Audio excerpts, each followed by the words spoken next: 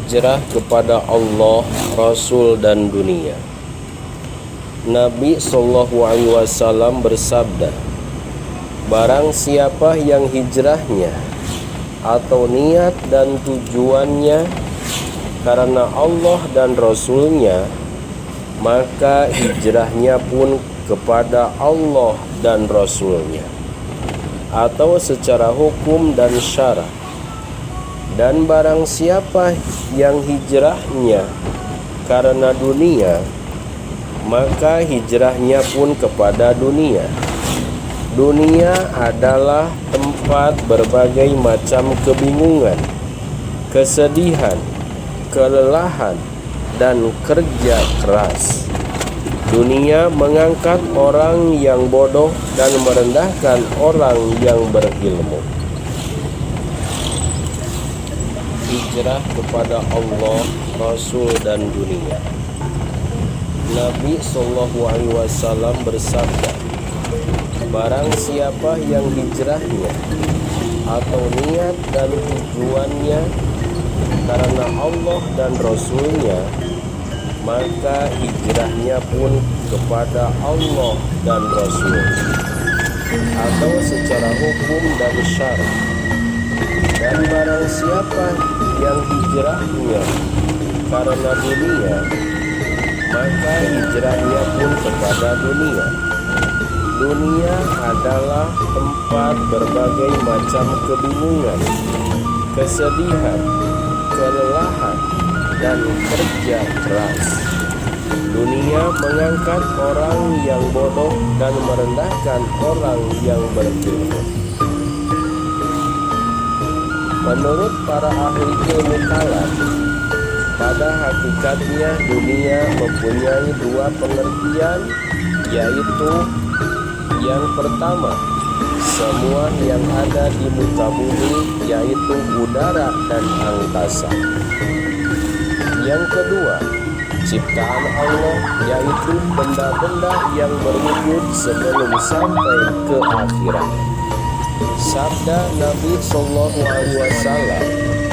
seseorang yang hijrah karena dunia, dia memperoleh dunia seperti anak panah mengenai sasarannya, yaitu berhasil memperoleh perkara yang diinginkannya. Hijrah karena wanita. Wanita secara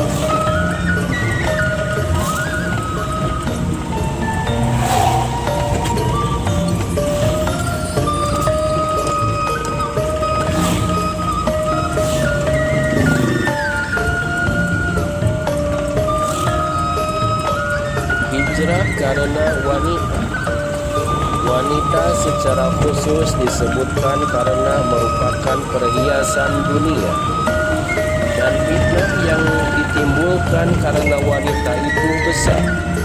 Dalam sebuah hadis dikatakan, ma taraktu ba'di fitnatun adarru 'alar rijali minan nisa'i. Setelah aku mati, aku tidak meninggalkan suatu fitnah yang lebih berbahaya bagi para lelaki daripada wanita-wanita. Dasar hadis ini ialah ada seorang laki-laki yang hijrah ke Madinah dengan niat mengawini Ummu Qais. Lalu orang itu disebut muhajir. Ummu Qais atau orang yang hijrah karena Ummu Qais, secara zahir dia telah keluar untuk berhijrah, sedangkan secara batin dia keluar karena seorang wanita.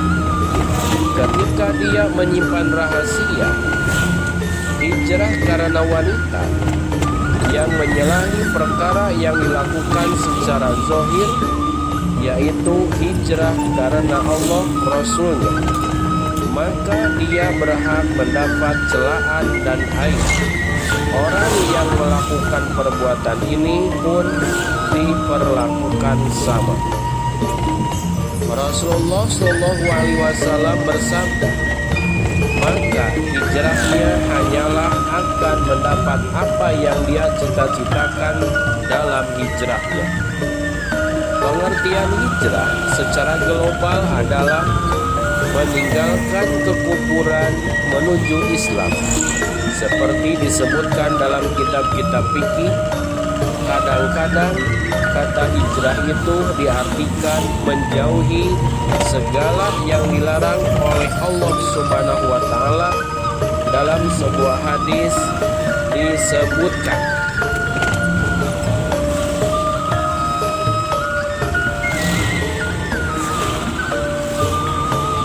al-mujahidu man jahada nafsahu wal muhajiru man hajaro manahallahu anhu. Orang yang berjihad adalah orang yang memerangi nafsunya, dan orang yang berhijrah adalah orang yang menjauhi segala yang dilarang oleh Allah Subhanahu wa taala.